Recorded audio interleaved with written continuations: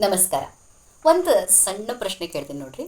ಬೆಳಿಗ್ಗೆ ಎದ್ದಾಗಿಂದ ಇವತ್ತು ನಾನು ನನ್ನ ದಿವಸ ಹೆಂಗೆ ಕಳಿತೀನಿ, ಇದು ಎದರ ಮೇಲೆ ಅವಲಂಬಿಸಿರ್ತದೆ ಹೇಳ್ರಿ? ನಿಮ್ಮ ಮನಸ್ಸಿನ ಮೇಲೇನೋ ಅಥವಾ ನಿಮ್ಮ ಆಸ್ಪಾಸ್ ಇರುವ ಪರಿಸರದ ಮೇಲೆ? ನೀವು ಸ್ವಲ್ಪ ವಿಚಾರ ಮಾಡಿ ನೋಡ್ರಿ. ಜನರಲಿ ಒಂದು ಸೈಕಾಲಜಿ ಇರ್ತದೆ ನಮ್ಮದು. ಏನಾಗ್ತದೆ, ಎಲ್ಲಾನು ನಮ್ಮ ಮನಸ್ಸಿಗೆ ತಕ್ಕ ನಡ್ಕೋತ ಹೋದ್ರೆ ಭಾಳ ಖುಷಿ ಇರ್ತೀವಿ ನಾವು. ನೋಡ್ರಿ, ಯಾರಾದರೂ ನಿಮ್ಗೆ ಚಲೋ ಕಾಂಪ್ಲಿಮೆಂಟ್ ಕೊಟ್ಟರು, ವಾವ್ ನಿಮ್ಮ ಡ್ರೆಸ್ ಚಂದದ, ನಿಮ್ಮ ಪರ್ಸ್ನಾಲಿಟಿ ಚಲೋ ಅದ, ನೀವು ಭಾಳ ಚಂದ ಮಾತಾಡ್ತೀರಿ, ಮನಸ್ಸು ಖುಷಿಯಾಗಿ ಹೋಗ್ಬಿಡ್ತದೆ. ಯಾರ ಒಂದೇನೋ ಸಣ್ಣ ಟೀಕೆ ಮಾಡಿದ್ರು, ನಮ್ಮದು ದೋಷ ತೋರಿಸಿದ್ರು, ಮನಸ್ಸು ದುಃಖಿ ಆಗ್ತದೆ. ನೋಡ್ರಿ, ಭಾಳ ಶಾಂತಾಗಿ ವಿಚಾರ ಮಾಡಿ ನೋಡ್ರಿ. ನಿಜವಾಗ್ಲೂ ನಮ್ಮ ಸಂತೋಷಕ್ಕೆ ನಮ್ಮ ದುಃಖಕ್ಕೆ ಯಾರು ಕಾರಣೀಭೂತರಿದ್ದಾರೆ ರೀ? ಇನ್ನೊಂದು ದಿನನಿತ್ಯ ನಡೆಯುವಂಥ ಒಂದು ಘಟನೆ ಹೇಳಲಿಕ್ಕೆ ಬಯಸ್ತೀನಿ. ಒಂದು ಚಲೋ ಉದಾಹರಣೆ ತೊಗೊಳ್ರಿ. ನೀವು ಆಫೀಸಿಗೆ ಪೂರ್ಣ ರೆಡಿಯಾಗಿ ಹೋಗಲಿಕ್ಕೆ ತಯಾರಾಗಿರಿ. ಇನ್ನೇನು ಬ್ರೇಕ್ಫಾಸ್ಟ್ ಮಾಡೋದು, ಹೋಗೋದು. ಎಲ್ಲ ಫ್ಯಾಮಿಲಿ ಒಟ್ಟಾರೆ ಕೂತು ಬ್ರೇಕ್ಫಾಸ್ಟ್ ಮಾಡ್ಲಿಕ್ಕತ್ತೀರಿ.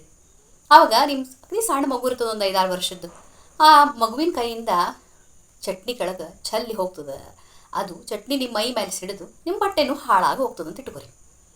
ಇದು ಒಂದು ಚಿಕ್ಕ ಘಟನೆ. ಈ ಘಟನೆಗೆ ನೀವು 2 ತರಹ ಸ್ಪಂದಿಸ್ಬೋದು ನೋಡ್ರಿ. ಒಂದೇ ರೀತಿಯಲ್ಲಿ ನಿಮ್ಗೆ ಮೊದಲ ಆಫೀಸಿಗೆ ಹೋಗ್ಲಿಕ್ಕೆ ಲೇಟ್ ಆಗಿರ್ತದೆ. ಅದ್ರಾಗ ಬೇರೆ ಈಗ ಮತ್ತೆ ಬಟ್ಟೆ ಬದಲಿಸ್ಬೇಕಲ್ಲ, ಮೈ ಮೇಲೆ ಚಟ್ನಿ ಬಿದ್ದುಬಿಡ್ತು. ಹಾಗಾದ್ಮೇಲೆ ನೀವು ಕೋಪಗೊಳ್ಳಬಹುದು, ನಿಮ್ಮ ಮಗುವಿಗೆ ಬೈಬಹುದು. ಇದ್ರ ರಿಸಲ್ಟ್ ಏನಾಗ್ತದೆ ಹೇಳ್ರಿ? ಮಗು ಹೆದರಿ ಹೋಗ್ತದೆ, ತಾನೇನೋ ದೊಡ್ಡ ತಪ್ಪು ಮಾಡಿನೇನೋ ಅಂತ ಅದಕ್ಕೆ ಅನ್ನಿಸ್ತದೆ. ಆಮೇಲೆ ಮನಸ್ಸೆಲ್ಲ ಅಶಾಂತ ಆಗ್ತದೆ, ನಿಮ್ಮ ಮನಸ್ಸು ಅಶಾಂತ ಆಗ್ತದೆ, ಮನೆಯ ವಾತಾವರಣ ಮಲಿನವಾಗ್ತದೆ. ಇದೇ ಒಂದು ಮೂಡ್ ಇಟ್ಕೊಂಡು ನೀವು ಮುಂದೆ ಹೋದ್ರಿ ಅಂತ ತಿಳ್ಕೊರಿ, ನಿಮಗೆಲ್ಲ ಕೆಲಸನೂ ತಕ್ಕೋತ ಹೋಗ್ತಾವೆ ನೋಡ್ರಿ.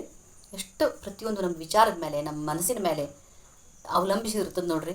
ಹಿಂಗೆ ಆದ ವಿಚಾರದಾಗ ಹೋಗ್ತೀರಿ, ಬಸ್ಸರೇ ತಪ್ತದೆ, ರಿಕ್ಷಾನ ಅವರೇ ಹೆಚ್ಚು ದುಡ್ಡು ತೊಗೋತಾನೆ, ಅದ ಮೂಡ್ನ್ಯಾಗ ಆಫೀಸಿಗೆ ಹೋಗ್ತೀರಿ. ಅಲ್ಲಿಯೂ ಮನಸ್ಸು ಸ್ಥಿರ ಇಲ್ಲ, ಶಾಂತ ಇಲ್ಲ ಅಂದ್ಕೂಳೆ ಅಲ್ಲಿಯೂ ನಿಮ್ಮ ಕೆಲಸ ತಪ್ಪಬಹುದು. ನಿಮ್ಮ ಬಾಸ್ ಮತ್ತು ಬೈತಾನೆ, ಮತ್ತು ಅದೇ ಒಂದು ಮೂಡ್ ಇಟ್ಕೊಂಡು, ಕೋಪದ ಮೂಡ್ ಇಟ್ಕೊಂಡು you will return to your home. This is one sort of reaction you can give to this incidence. ಇನ್ನೊಂದು ಪ್ರತಿಕ್ರಿಯೆ ಹೆಂಗೆ ಕೊಡ್ಬೋದು ನೋಡ್ರಿ. ಹಂಗೆ ಎಲ್ಲ ನಿಮ್ಮ ಕೈಯಾಗ ಅನ್ನೋದಕ್ಕೆ ಇಷ್ಟೆಲ್ಲ ಹೇಳಕತ್ತೀನಿ. ಆಗ ಚಟ್ನಿ ಚಂದ ಅಂತ ತಿಳ್ಕೊರಿ. ಆವಾಗ 5 ವರ್ಷದ ಮಗು ಅದಕ್ಕೂ ತಿಳಿತಿರ್ತದೆ, ಅದು ಹೆದರೋಗಿರ್ತದೆ. ಅದನ್ನು ನಿಮ್ಮ ಸಮೀಪ ಕರ್ಕೊಂಡು ಬೆನ್ನು ತಟ್ಟಿ, ಇರಲಿ ಬಿಡಪ್ಪ, ಇರಲಿ, ಏನು ಆ ಚಟ್ನಿ ಬಿತ್ತಂದ್ರೆ, ನಮ್ಮ ಕೈಲಿ ಬಿತ್ತಿತ್ತಂದ್ರೆ it's okay, I will change my dress. ಆ ಮಗುನೂ ರಿಲ್ಯಾಕ್ಸ್ ಆಗ್ತದೆ, ಮನೆ ವಾತಾವರಣ ಕೆಡಂಗಿಲ್ಲ. ನೀವು ಶಾಂತ ಮನಸ್ಸಿನಿಂದ ಮುಂದೆ ಹೋಗ್ತೀರಿ. ಒಂದು ಹೇಳ್ತೀನಿ ರೀ, ಶಾಂತ ಮನಸ್ಸಿತ್ತಂದ್ರೆ ಎಲ್ಲ ಮಾಡೋ ಕೆಲಸ ನೀವು ಇದು ಯೋಗ್ಯನೋ ಅಯೋಗ್ಯನೋ ಇದ್ರ ವಿಚಾರ ಮಾಡ್ತೀರಿ. ಇದರಿಂದ ಏನು ತಿಳಿದು ಹೇಳ್ರಿ ಅಂದ್ರೆ, ಪ್ರತಿಯೊಂದಕ್ಕೂ ನೀವು ಹೆಂಗೆ ರಿಯಾಕ್ಟ್ ಮಾಡ್ತೀರಿ, ಇಟ್ ಕೌಂಟ್ಸ್ ಅ ಲಾಟ್. ಹೆಂಗೆ ನೀವು ಅದಕ್ಕೆ ದಿಶೆ ಕೊಡ್ತೀರಿ, ಡೈರೆಕ್ಷನ್ ಕೊಡ್ತೀರಿ, ನಿಮ್ಮ ದೃಷ್ಟಿಕೋನದಿಂದ ಎಲ್ಲನೂ ಸಿದ್ಧ ಆಗ್ತಿರ್ತದೆ. ಈಗ ಒಂದು ಪ್ರಶ್ನೆ ಕೇಳ್ತೀನಿ ನಿಮಗೆ ನಾನು, ನಿಮ್ಮ ಸಂತೋಷಕ್ಕೆ ಜವಾಬ್ದಾರಿ ಯಾರು, ಹೊಣೆಗಾರರು ಯಾರು? ಅಫ್ಕೋರ್ಸ್ ನೀವು, ಹೌದಿಲ್ಲೋ? ನಿಮ್ಮ ಸಂತೋಷದ ಕೈ ನಿಮ್ಮ ಕೈಯಾಗದೋ ಇಲ್ಲೋ ಇದನ್ನು ಚೆಕ್ ಮಾಡಿ ನೋಡ್ರಿ. ಒಂದು ಹೇಳ್ತೀನಿ ರೀ, ಮನುಷ್ಯಂದೊಂದು ಅಂತರ್ಮನಸ್ಸು ಯಾವಾಗಲೂ ಜಾಗೃತವಾಗಿರ್ತದೆ. ಅದು ಹೇಳ್ತಿರ್ತೀನಿ ನಿಮಗೆ ಪ್ರತಿಯೊಂದು ಪ್ರಸಂಗದಾಗೂ, ಇಲ್ಲಿ ನಿಲ್ಲ, ನೀನು ಇಲ್ಲಿ ಸಿಟ್ಟು ಮಾಡ್ಕೋಬೇಡ, ನೀನು ಇಲ್ಲೋ ಇಲ್ಲಿನೊಬ್ರನ್ನ ಕ್ಷಮಿಸ್ಬಿಡು, ಮುಂದೆ ಹೋಗು, ಸಾಕು, ಅದ್ರಾಗ ಸಿಕ್ಕೋಬೇಡ, ನಿಲ್ಲು, ನೀ ಭಾಳ ಗಡ್ಬಡಿ ಮಾಡಿ ನಿರ್ಣಯ ತೊಗೊಳ್ಲಿಕ್ಕತ್ತಿ, ಟೇಕ್ ಯುವರ್ ಟೈಮ್. ಆ ಅಂತರ್ಮನಸ್ಸನ್ನು ಎಷ್ಟು ಜನ ನಾವು ಕೇಳ್ತೀವಿ ರೀ. ಇನ್ನೊಂದು ತಪ್ಪು ನಾವು ಮಾಡ್ತೀವಿ ರೀ ನೋಡ್ರಿ. ನೀವು ಬೇಕಿದ್ರೆ ನಿಮ್ಗೆ ಇದು ಹೌದು ಬರೋಬ್ಬರಿ ಅನ್ನಿಸ್ತದೋ ತಪ್ಪು ಅನ್ನಿಸ್ತದೋ ಗೊತ್ತಿಲ್ಲ, ಆದರೆ ನಾ ಹೇಳ್ತೇನೆ ಒಂದು ಉದಾಹರಣೆ. ಭಾಳ ಸಲ ನಾವು ನಮ್ಮ ರಿಲೇಟಿವ್ಸ್ ಕಡೆಯಿಂದ ಅನ್ರಿ, ಅಥವಾ ನಮ್ಮ ಪರಿಸರದ ಕಡೆಯಿಂದ ಅನ್ರಿ, ಅಥವಾ ಬೇರೆಯವ್ರ ಕಡೆಯಿಂದ ಭಾಳ ಅಪೇಕ್ಷೆ ಮಾಡ್ತೇವೆ.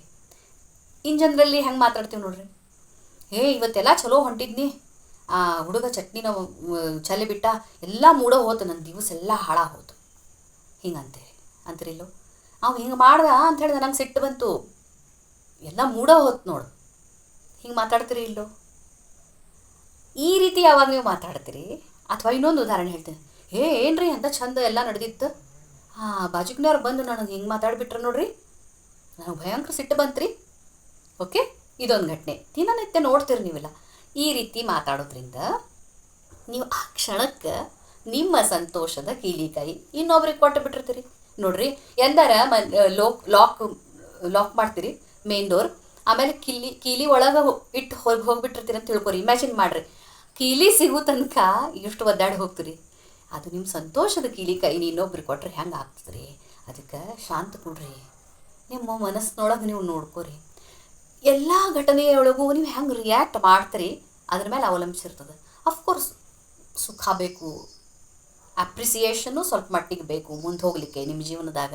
ಆದರೆ ಎಲ್ಲ ಅದ್ರ ಮೇಲೆ ಅವಲಂಬಿಸಿರೋಂಗಿಲ್ಲ. ನೀವೆಷ್ಟು ತಟಸ್ಥ ವೃತ್ತಿಯಿಂದ ಒಂದು ಘಟನೆ ಕಡೆ ನೋಡ್ತೀರಿ, ಎಷ್ಟು ಶಾಂತ ಆಗಿ ಅದಕ್ಕೆ ರಿಯಾಕ್ಷನ್ ಕೊಡ್ತೀರಿ, ಅದರಿಂದ ನಿಮ್ಮ ಮನಸ್ಸು ಶಾಂತ ಇರ್ತದೆ. ಒಂದು ನಿಮಿಷ ಸಾಕ್ರಿ ಮನಸ್ಸು ಹದಗೆಟ್ಟು ಹೋಗಲಿಕ್ಕೆ. ಅದಕ್ಕೆ ವಿಚಾರ ಮಾಡಿರಿ, ಆಮೇಲೆ ರಿಯಾಕ್ಟ್ ಮಾಡಿರಿ. ಪ್ರತಿಯೊಂದು ಘಟನೆಗೆ ಹೆಂಗೆ ರಿಯಾಕ್ಟ್ ಮಾಡಬೇಕು, it is always in your hands. ನಿಮ್ಮ ಸಂತೋಷದ ಕೀಲಿ ಕೈ ನಿಮ್ಮ ಕಡೆ ಅದನೋ ಅಥವಾ ಇನ್ನೊಬ್ರಿಗೆ ಕೊಟ್ಟಿರೋ, ಇವತ್ತು ಖರೇನ ವಿಚಾರ ಮಾಡಿ ನೋಡ್ರಿ. ನೀವು ಉತ್ತರ ನಿಮ್ಮ ಮನಸ್ಸು ನಿಮಗೆ ಕೊಡ್ತದೆ. ಇನ್ನೊಂದು ಭಾಳ ಚಂದ ವಿಷಯ ತೊಗೊಂಡು, ಇಂಟ್ರೆಸ್ಟಿಂಗ್ ವಿಷಯ ತೊಗೊಂಡು ಲಘುನ ಭೇಟಿ ಆಗೋಣಂತ. ನಮಸ್ಕಾರ.